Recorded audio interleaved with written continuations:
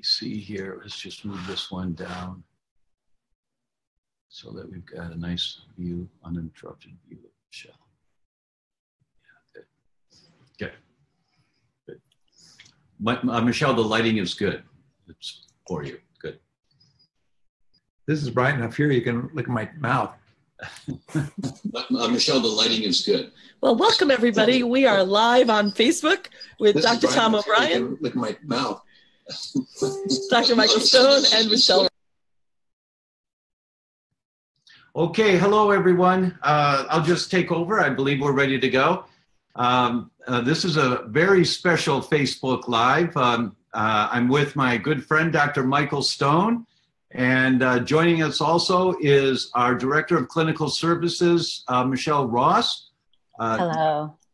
Dr. Stone and I are in Dallas for the Institute for Functional Medicine's Applied Functional Medicine and Clinical Practice 5-day course where we're teaching. And Michelle's in Northern California, and our host, Mary Agnes, is in New York. So we're all over the country right now to get this to you. So it's really nice to be with you. I'm not sure that I can see any hearts or stars. So if you are hearing us, if you're there, can you just send a little message or something so that I know this is working? Mary Agnes, and if you can type in a message to me, because I know you're on mute. That's what causes the echo, is when that fourth or that third microphone comes in. So just to know that this is working. Michelle, you can hear me, yes? Yes. Okay, so I'm just going to start. Okay, Mary Agnes just typed in that she's muted, and so she can hear us good. So I'm going to assume you guys are all there. And I'm going to bring Facebook up on my phone so I can see. Oh, thank you, honey. My wife just texted me from Dublin, Ireland to say it's working. Thank you. Thank you. And I'll bring up Facebook on my phone so I can see the questions that you guys have. But before I do that, let me tell you what we're going to talk about. We're going to talk about autoimmunity, and how can you tell if there may be an autoimmune mechanism going on for you? And to begin this, I want to tell you about what was a landmark article for us back in 2003. Landmark means it changes the way doctors think. And this was Dr. Melissa Arbuckle. And she's an MD, PhD, and she went to the VA and looked in this one VA center for people with lupus. She found 132 people with lupus. Now, if they're in the VA healthcare system, they're veterans. If they're veterans, they were in the armed forces. If they were in the armed forces, they had their blood drawn many times over the years while they were in the armed forces. And what most people don't know is that since 1978, the government's been saving and freezing all of that blood. They've got tens of millions of samples of our service people's blood. Dr. Arbuckle knew this, and she went back and asked for permission to look at the blood of the people currently diagnosed with this autoimmune disease, lupus, when they were healthy in the Navy or healthy in the Air Force. And she got permission. And what did she find? She found there are 7 antibodies to lupus, and we won't go into a lot of detail about that kind of stuff, but a little bit. There's 7 antibodies. They're markers in the bloodstream.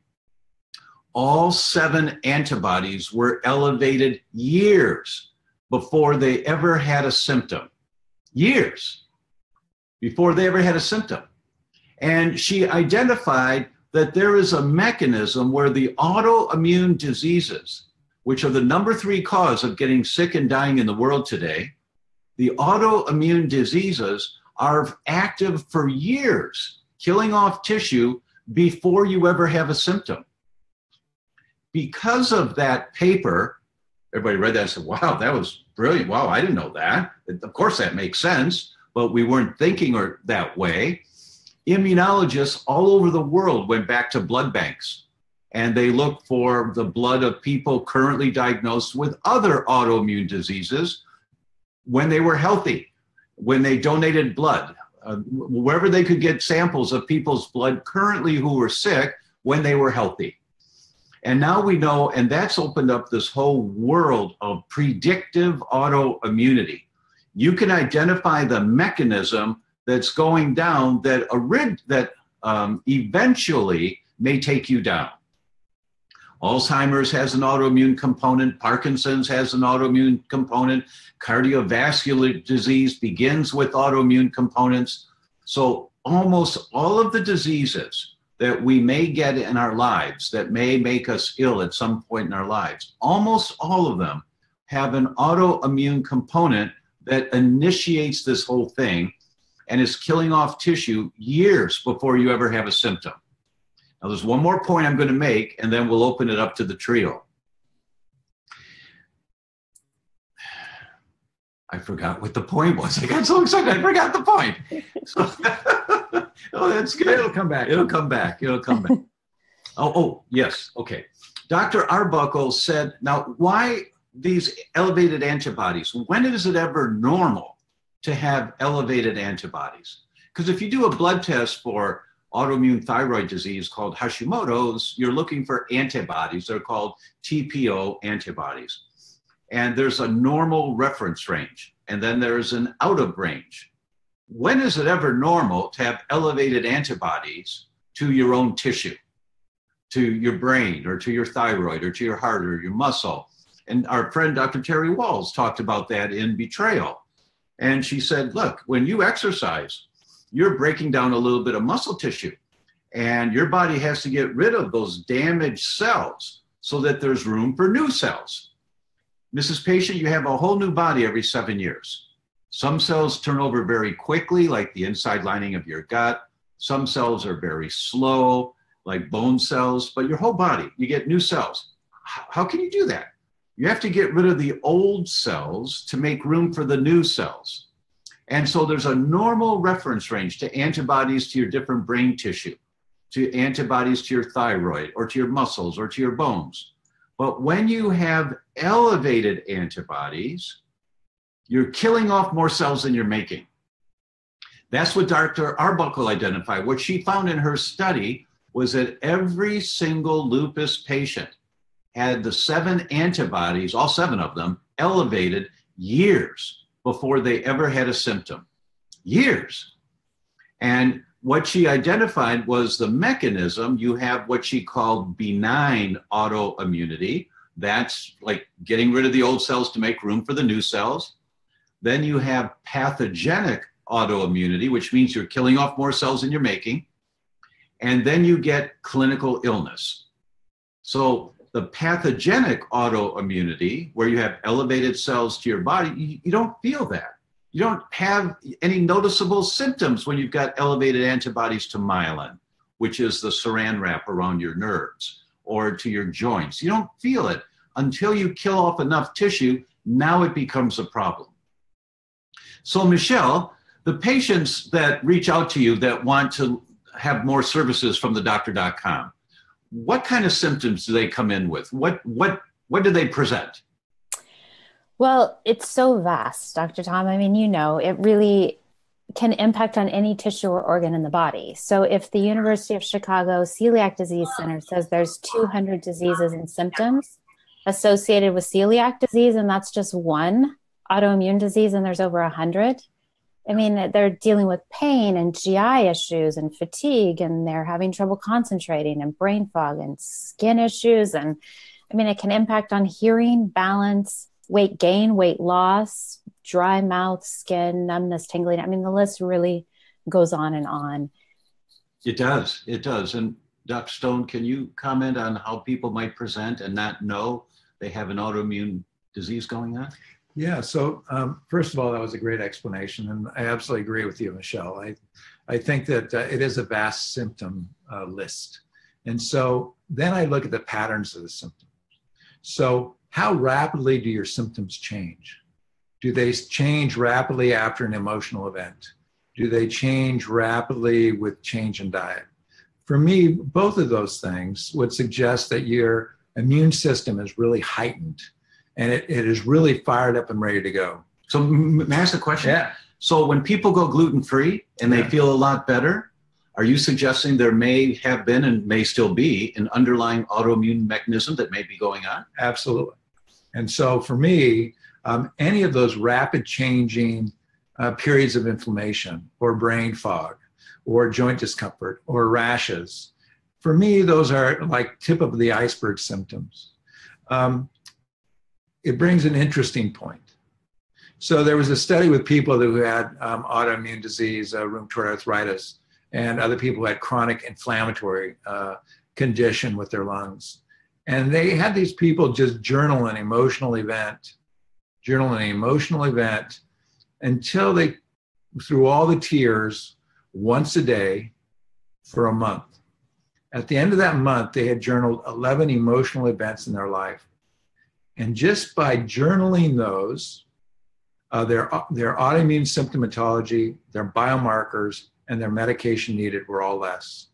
So that lets me know about the emotional component that changes the many different aspects of our health and immune system to make us more vulnerable to the autoimmune imbalance. So that's powerful. So I'm looking for rapidly changing symptoms that don't make sense.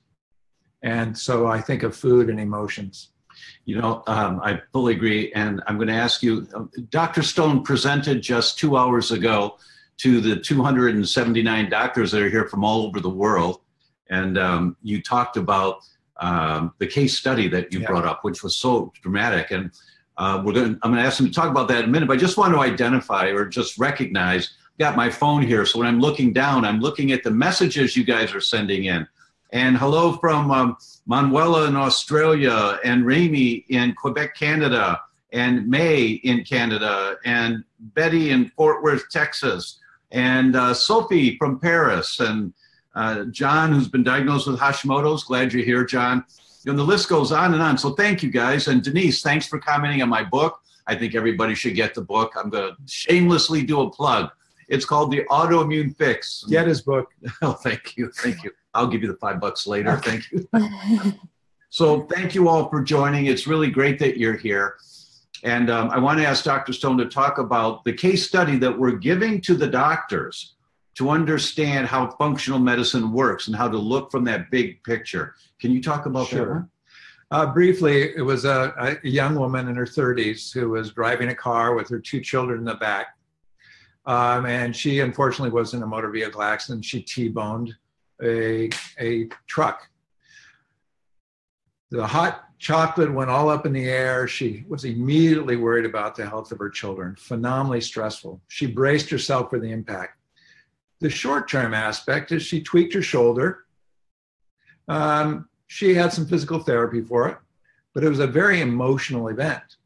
Over the course of the next 3 months, she started developing all these symptoms: increased joint pain, trigger point pain, swollen joints, break bone pain in her joints. She couldn't even grasp the brush to comb her daughter's hair.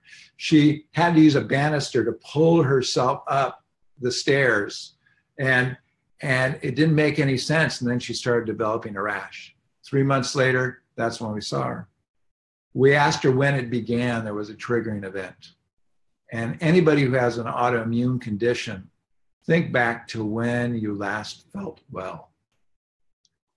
And then you can begin to dissect and figure out what was the event, what was the trigger that caused these markers that we have in the blood that you were talked about to suddenly spike. Yeah. And that is when people usually come to the clinician.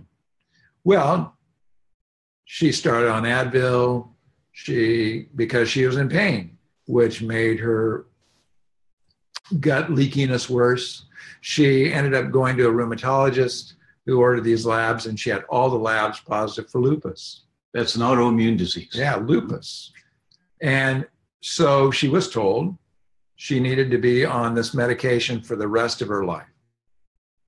Well, we know in functional medicine, if you fix the root problem, then we can turn things around.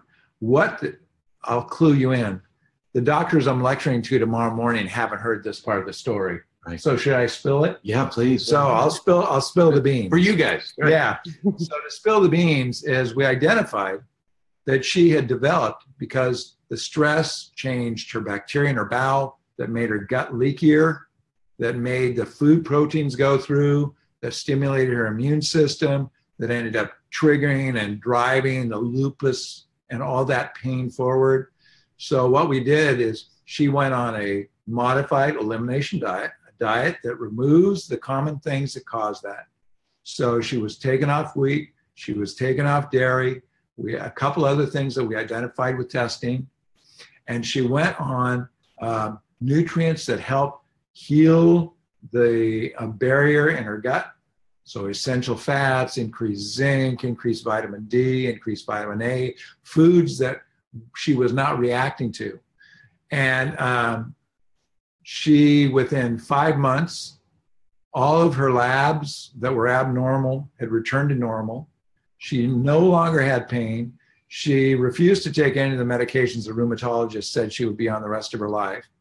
And the long and short of it, over the next 3 years after that, she is now, all of her immune markers continue to be negative, and she can begin to reintroduce some of the foods that she had removed now that her gut leakiness has improved. She did not return to wheat. She did not return to corn. She's added back a little bit of dairy, but all of her symptoms, all of her sentence of disease was removed, and she was let out of jail. That's exactly the diet that's in the book, The Autoimmune Fix, my book. That's exactly the diet. And a couple of things I want to point out. Dr. Stone said within 5 months. He didn't say 5 days. So when you guys think you start a new program and I don't feel better, well, how long has it been? Well, it's been 3 days. I don't feel better yet. You've got to give it a chance. It can take a while. Yeah, and I'll just say that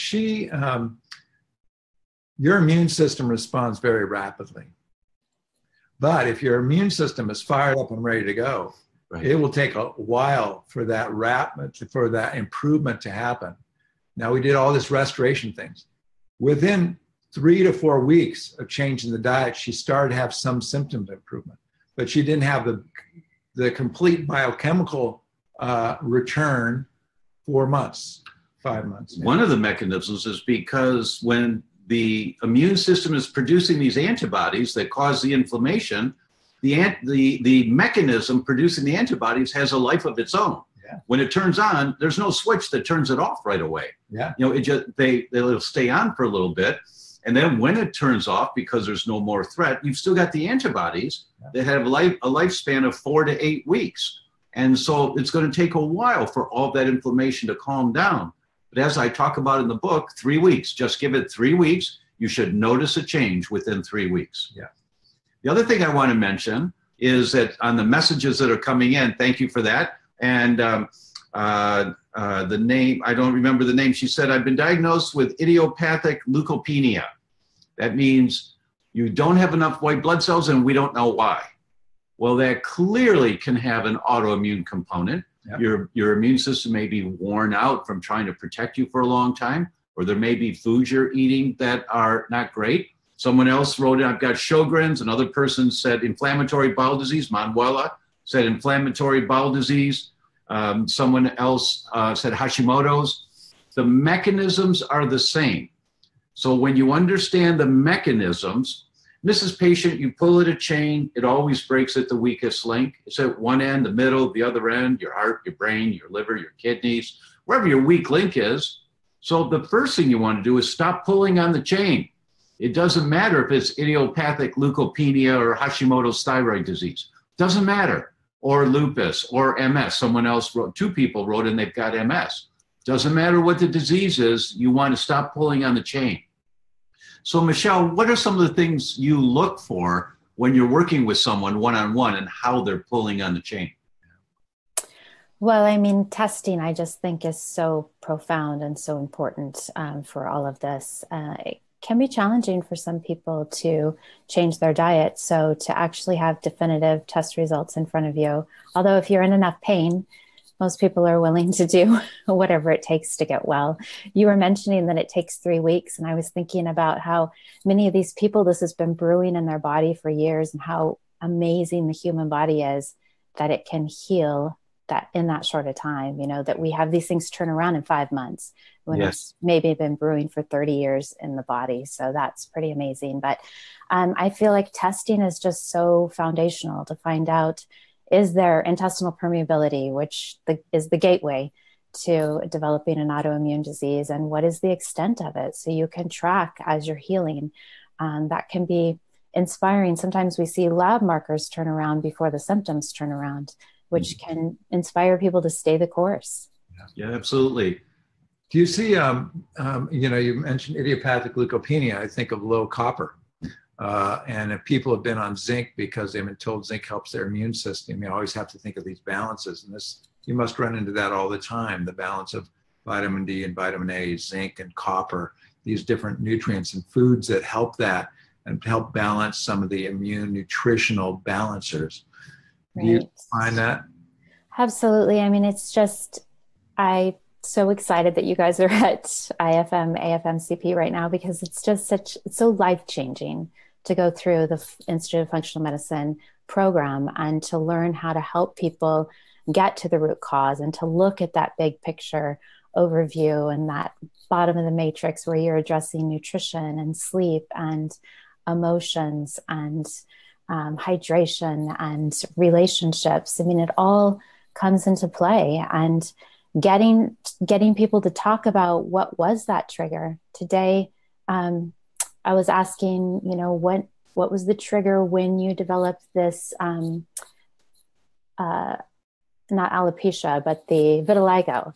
And she thought back and she said, I fell off my bike. So there's usually something that is kind of the straw that breaks the camel's back, and then you manifest symptoms, but it's brewing. And I would love it if people would invest in the test to see what's brewing before they develop symptoms. Before they get sick, right. That's the entire world of predictive autoimmunity.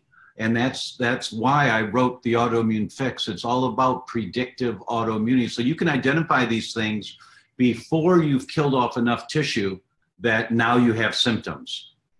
You see that with gluten all the time, right? Oh yeah. The 7 year, probably shorter than that, before from where you start having immunologic reaction to wheat and you develop thyroid disease, or the 10 years where you develop a diabetes, and we think that is a shorter period for some people if they're susceptible. Right, that's exactly right. So predicting it, when you do the blood test, you can predict it.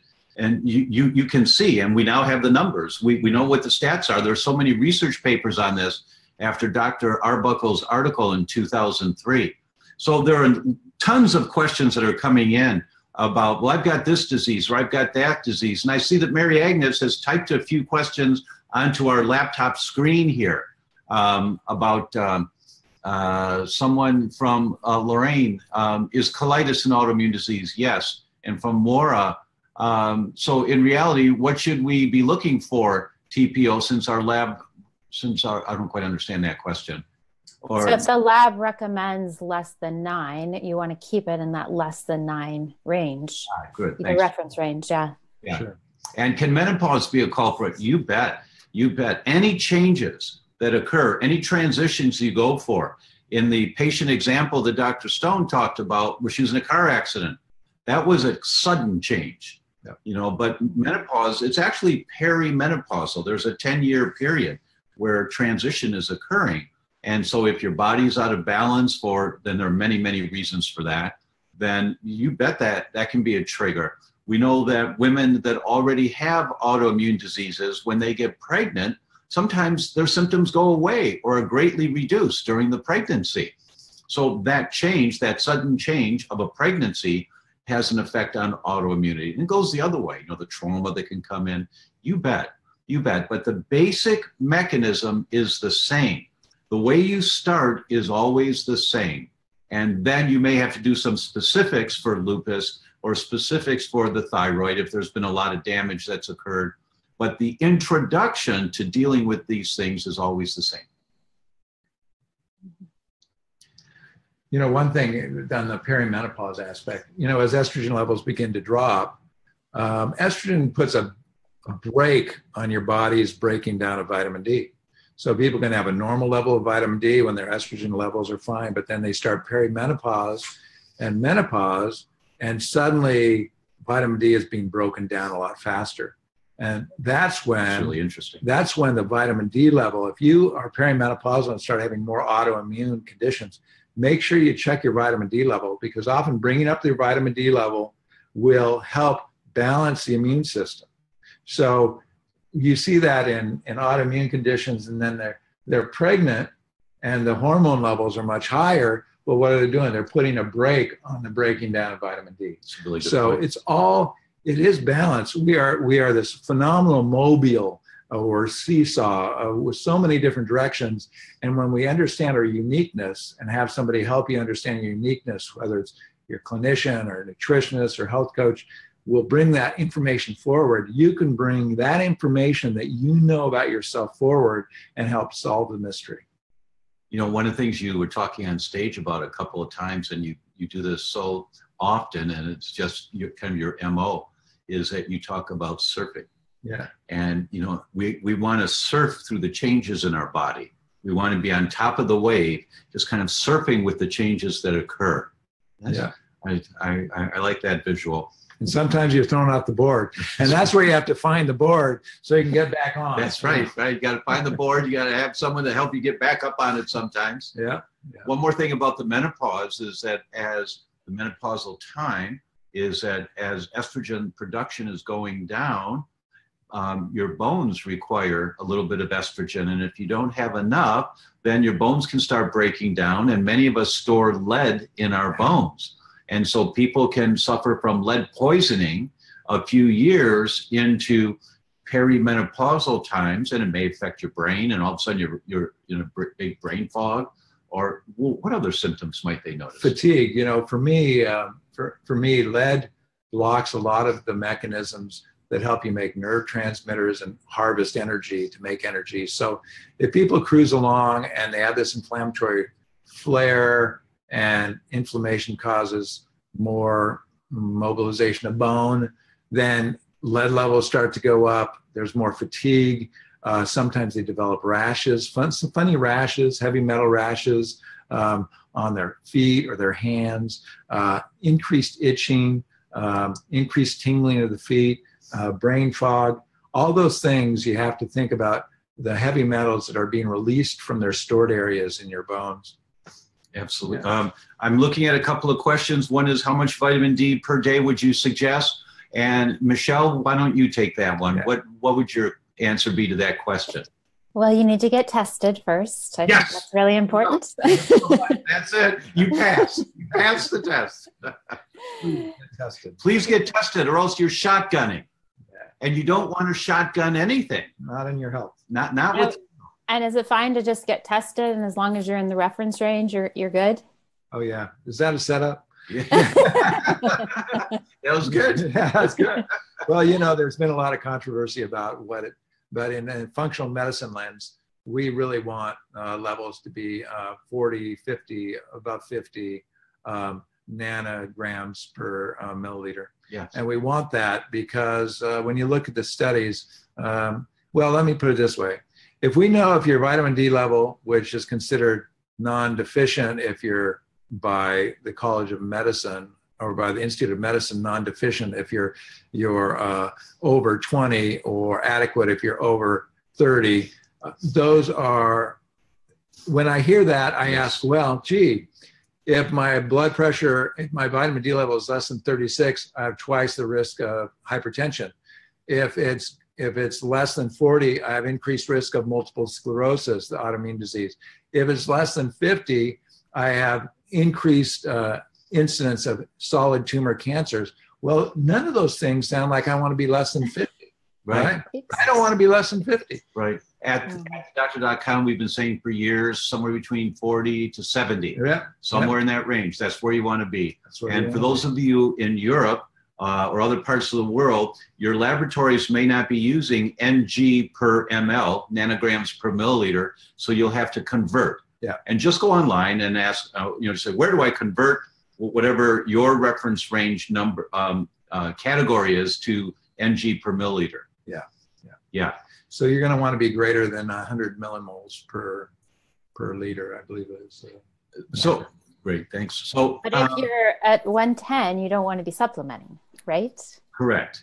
If you're high, you don't need to supplement. You're in the range. Lifeguards, the studies with lifeguards show they're always over around 100, 110 with no signs of any disease. Right. And then you go, what about this autoimmunity if my vitamin D is normal? Well, think of all the other nutrients and foods that are important in immune balance. So vitamin D balances with vitamin A, zinc balances with copper. You have to have enough essential fatty acids. You have to have foods that are rich in those really essential, the beneficial fats. So we try not to focus on a single nutrient because it is the rainbow of colors. It is the nutrients, all the blessings that happen in the full variety of food that we can have that hasn't been too preserved or altered by man. Yeah. The most powerful supplement you can take is what's on the end of your fork. It's always that way. What's on the end of the fork? Yeah. That's where you're going to get the greatest amount of the micronutrients, the little things, the macronutrients, proteins, carbohydrates, fats. There's a number of different options. Some people like meat, some people don't. Some people like vegetarian, some people don't, and they can be healthy with those choices. You have to learn how to do it, but you can be healthy with your macronutrient choices, but we all need the micronutrients. And where you get those is with your fruits and vegetables, and spices. Spices are important. If you don't cook with many spices, cook with spices. Yeah. Just learn how to cook with spices. And I'm really good at it. I'm going to share my secret. Now, Dr. Stone's actually a chef, but I'm going to share my secret of using spices. So I go to the store, I buy organic when I can. So I buy Italian seasoning. It's got them all in there, right? So I get the Italian seasoning. I throw them in a coffee grinder. Yeah. And then I throw it on top of the food. Do I measure it? I don't measure it. I just throw a ton of it in there. Yeah. And it tastes really great. Michelle's tasted some of my cooking before, and she didn't say it was bad. Delicious. So I'm a good comment from you. You can just take dry herbs and sprinkle them on salad. Yeah. You don't even have Throw them into soup. Mix them with yogurt. Yeah. Right. They make a big difference, folks. Those herbs and spices make a huge difference in getting the micronutrients into you. The other potent family of foods are berries. Yeah. Berries are great for you. And if you don't have fresh berries available organic, get the frozen ones. Yeah. Because they're frozen when they're ripe. So they've got all their nutrients in them. And they're not picked, like tomatoes are picked green to be shipped to the supermarket 200 miles or 2,000 miles away. And they spray them to ripen them in the railroad cars or in the trucks. But frozen vegetables, and for some people, that's the healthiest that you can get. Yeah. Great. Get organic frozen vegetables. They'll have plenty of the micronutrients to help you. So true. That's We can't out-supplement our diet. You cannot That's foundational. out-supplement. Food is our medicine. That's right. Right. Can you imagine all the things that we need in one supplement? We would choke to death if we had to swallow that pill. It's a really good point. Really good point. Really good point. So we've been on for 33 minutes, folks, and we could keep going and going. And I know you'd like us to, but we really are. I'm committed to keeping these manageable. So I'm going to ask a couple of things of you. First, please like us on Facebook so that we know, and send us messages. We read the messages and we try to respond, and send some messages about having Dr. Stone on. This is the first time we've done this, and Michelle. It's the first time we've done it in the Facebook Live. Do you guys like this format? Let us know. Seriously, let us know. And the last is get my book. Oh yeah, buy his book. Right. It's on Audible now, so people can listen to it if they don't have time to read. They can listen to it while they're driving. While you're moving or driving, or I don't think your voice would put it to sleep but Well, that's it okay. wasn't. Thanks. It wasn't my voice. It's Okay. another voice. Fair enough. Thank you for that. And it's about to come out in Polish and Portuguese. That's great. So Congrats. That's great. thank you. Thank you. So thank you all very much. We'll look forward to seeing you next time. All right. Blessings. Bye bye. Bye bye.